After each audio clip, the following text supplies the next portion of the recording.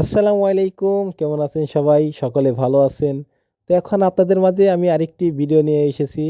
তো এখন যে রাস্তাটি আপনারা দেখতে পাচ্ছেন, এই রাস্তাটি হলো বারাহিরচর থেকে মানিকগঞ্জ যাওয়ার রাস্তাটা। যেখান থেকে আমরা প্রতিনিয়তই মানিকগঞ্জ যাই বা এখানে আমরা ভিডিওগুলা শুট করি আপনাদের মাঝে। এত সুন্দর সুন্দর যে আমাদের ভিডিওগুলা দেখেন। তো এখান দিয়ে কিন্তু ভিডিওগুলো শুট করা হয়।